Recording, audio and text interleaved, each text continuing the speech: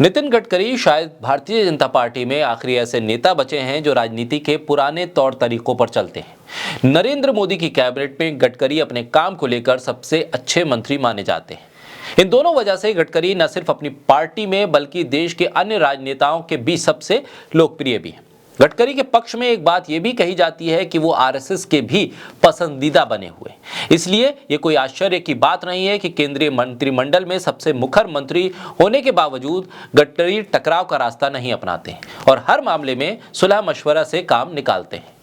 इसके चलते बीजेपी और मोदी सरकार के भीतर हमेशा उनका कद छोटा करने की जुगत में नेता से लेकर सांसद और मंत्री लगे रहते हैं। पीएम मोदी से भी दूरी को लेकर कई बार चर्चा गर्म रहती है। गडकरी न चापलूसी करते हैं और न ही गलत सही में घालमेल करते हैं। राष्ट्रपति के अभिभाषण पर चर्चा के दौरान पीएम मोदी जब नेहरू से लेकर मीडिया पर बात कर रहे थे, तंज कस रहे थे, तब बीजेपी के सांसद मोदी मोदी कर रहे थे, लेकिन गडकरी शांत थे।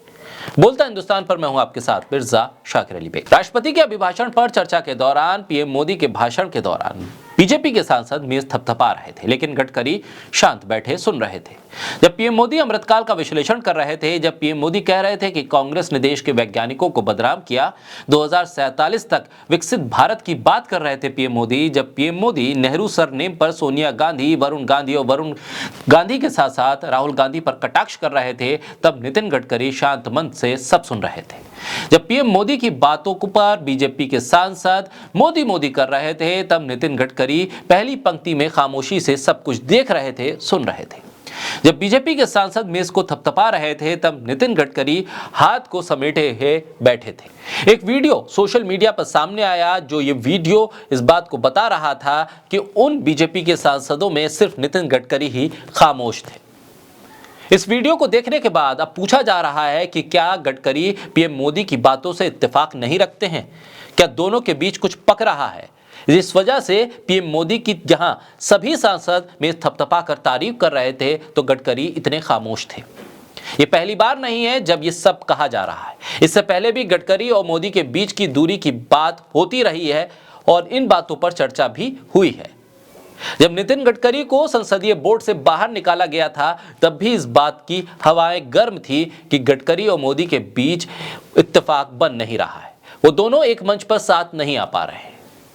नरेंद्र मोदी ने देवेंद्र फडणवीस को गडकरी के मुकाबले अहमियत दी और उनको जगह मिली।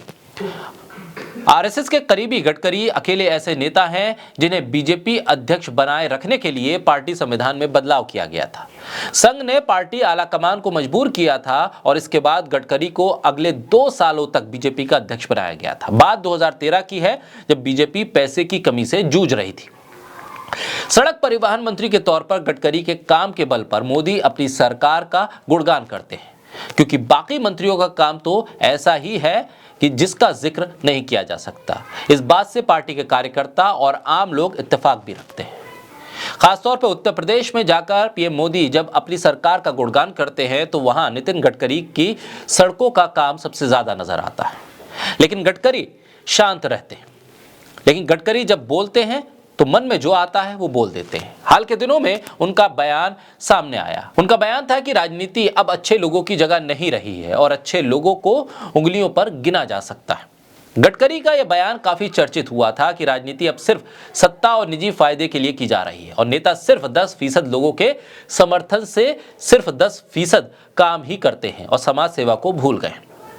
ऐसे में ये समझा गया था कि नितिन गडकरी का सीधा निशाना पीएम मोदी हैं और जो राहुल गांधी आरोप लगाते हैं कि मौजूदा मोदी सरकार उद्योगपतियों की सरकार है, कहीं गडकरी का इशारा उधर ही तो नहीं था। ऐसा नहीं है कि गडकरी ही बीजेपी के ऐसे सांसद हैं जो पार्टी लाइन से अलग होकर अपनी बात रखते हैं।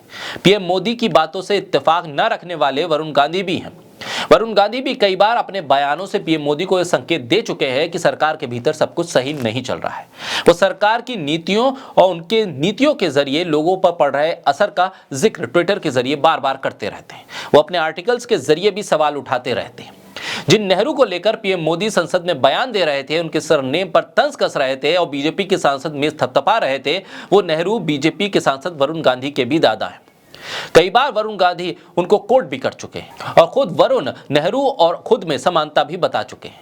पीलीभीत में एक कार्यक्रम के दौरान उन्होंने मनमोहन सिंह सरकार के समय का जिक्र करते हुए कहा था कि वो मनमोहन सिंह के पास गए थे और उनसे कहा था कि उन्हें सरकारी गाड़ी, तनख्वाह और किसी तरह की भी कोई सहूलियत नहीं चाहिए और उनसे आग्रह किया था ये सब चीजें वापस ले ली जाएं।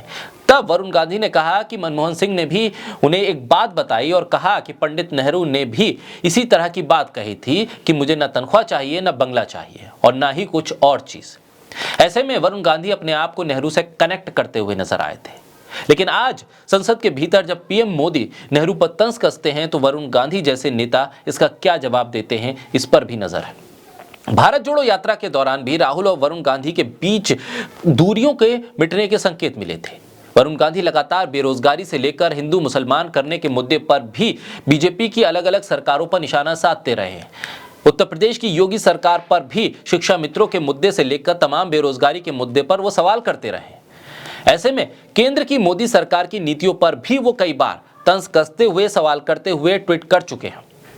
नितिन गडकरी और वरुण गांधी दो ऐसे नेता हैं जो बेबाक तरीके से अपनी ही सरकार के खिलाफ बयान देने से चूकते नहीं हैं और पीएम मोदी के दूसरे कार्यकाल के दौरान इनके बयानों की जो फहरिस्त है वो बड़ी होती जा रही है। बात साफ है कि बीजेपी में नितिन गडकरी और वरुण गांधी जैसी आवाजों को बहुत देर तक दबाकर नहीं रखा जा सकता। सिर्फ मोदी और केवल मोदी, पार्टी के भीतर और सरकार के भीतर मोदी मोदी के नारे लगाने वालों को ये दो नेता चुनौती देते हुए दिख रहे हैं। 2024 में इसका नतीजा क्या होगा, इस पर नजर होगी, क्योंकि सबके लिए 75 साल की लाइन खींचने वाले मोदी खुद 2024 में इस लाइन को पार कर जाएंगे। तब क्या खुद मोदी अपने लिए नए नियम बनाएंगे या नियम का सम्मान करेंगे और फिर एक साइड हो जाएंगे? साथ ही सेंट्रल कमांड से चलने वाली सरकार और संगठन के भीतर से उठने वाली आवाजों को पीएम मोदी कैसे दरकिनार करेंगे और नितिन गडकरी और वरुण गांधी जैसे नेताओं के जरिए आम जनता की उठाई जा रही आवाजों पर वो दरअसल किस तरह से जवाब देते हैं, इस पर भी नजर रहेगी।